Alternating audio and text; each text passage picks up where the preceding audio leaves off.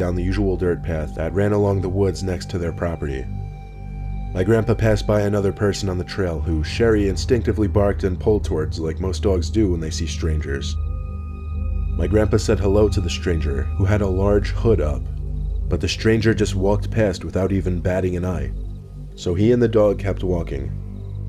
Sherry kept looking back every so often and barking, however. My grandpa would tell him to shush and yank at the leash to keep him walking. Eventually, my grandpa would turn around to look at what Sherry could be barking at. The stranger who passed him by a few minutes earlier was stalking him from behind a tree in the near distance. My grandpa decided to pick up the pace as fast as possible. At his old age, he always carries pepper spray in his big coat pocket just in case. He was getting closer to the house when suddenly he heard clicks from the leaves on the ground inches behind him. But before he could turn, he felt the warmth of a glove cover his mouth and nose, preventing him from screaming or breathing. My grandpa says he could hear Sherry barking and biting at the stranger, which might have helped in loosening the man's grip a little. My grandpa says he struggled to grab the pepper spray out from his pocket, but when he did, he sprayed it at least 10 times and continued spraying it even after the man who was holding him let go and started to scream.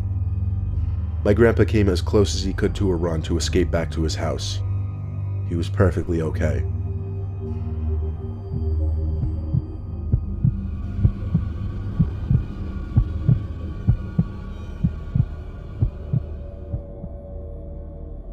I grew up in California for the first 14 years of my life. Our neighborhood wasn't the best, namely because it was an area that the Crips were known to reside in. If you don't know, the Crips are members of one of the biggest Los Angeles street gangs. My best friend, who I always called Stevie D, lived 2 doors down. We had other friends, of course, but we would often hang out just he and I.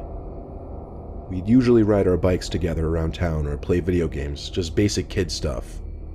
When we were 12, we were biking around the neighborhood one night and decided to visit a well-known abandoned house. It had been uninhabited for many years because no one would buy it for whatever reason. When we pulled up on our bikes to the front of the house, Stevie pointed to the window and said, "Look." I pushed my bike a little closer to the window and focused my vision on it. I could see someone peeking out the window.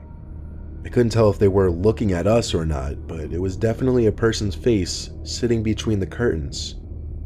It was extremely strange considering the place had been unowned for years. We stared for longer than we should have, perhaps, and noticed something else that was strange. The person didn't move their face at all. We inched a little closer, onto the empty driveway actually. Upon getting closer, it appeared to be a Halloween decoration or something, like a fake head. This meant someone had snuck into the house to put it there. Stevie D and I, being the mischievous kids we used to be, hatched an idea to sneak in through the back somehow and check out the place.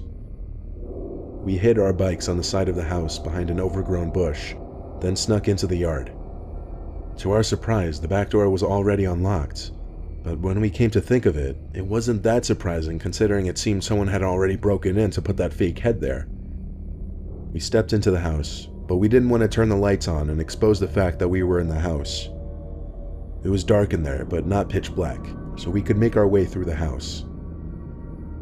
We got to the living room first because we wanted to check out that fake head thing at the window. It smelled really bad in that room though. I picked up the head from the windowsill and immediately dropped it and screamed. I dropped it not because it was surprisingly heavy, but because it also felt like real skin. I saw a dark liquid pouring out from the bottom of the head that was now on the floor. It was blood. It was a real human head. There were 2 cracks in the ceiling above us. Stevie and I looked at each other with our mouths hanging open. We ran for the back door and got back on our bikes to get the hell out of there.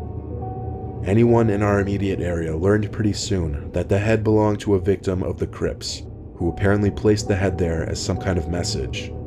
I don't think anyone knew the full story, but there was a good chance whoever placed that head there was still in the house, because Stevie and I both heard cracks in the ceiling above us, as if someone was coming downstairs.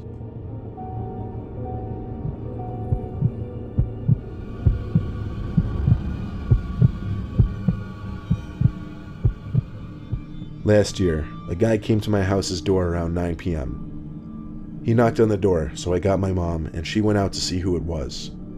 By the way, we live in a rural area, so visits that late are extremely uncommon and strange. The guy talked to my mom about how he was opening a business, asked whether she liked American-made products, then handed her a Clorox container as a sample. He went back to his minivan and opened it to get a quote-unquote vacuum cleaner when my mom saw 5 other men sitting inside. She told me to run and get my phone since we don't have a landline.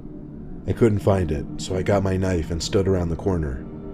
She threw the container outside and told them to get the hell off her property, as well as that she was calling the cops.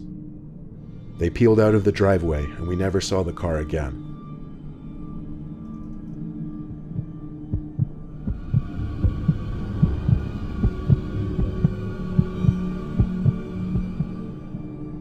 I've always been an extreme sports person ever since I was little.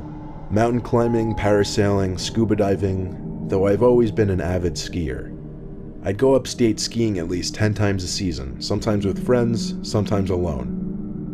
My friend, who I'll call Q, agreed to come upstate and go camping with me so we could do some backcountry skiing, which is basically skiing in the backcountry on unmarked or unpatrolled areas outside of a ski resort's boundaries. It was a 3-hour drive, then a decent amount of off-roading to get to where the hills were. I parked my truck at the bottom of a decent-looking area full of hills, but I also stopped there because I couldn't really drive out much further given that there were too many trees. Q and I then proceeded to unload the back of my truck of all our stuff, including ski gear and camping equipment. Then we hiked about a 1/4 mile, which was an incredible amount of work with all the stuff we were carrying. We found a perfect place to set up camp, right near the bottom of an uphill, and in a bit of a clearing between the trees. Setting up the tent and unloading our sleeping bags and equipment and such was first priority. When all of that was done, we started our hike up the hill to scout the area. We did a decent amount of hiking,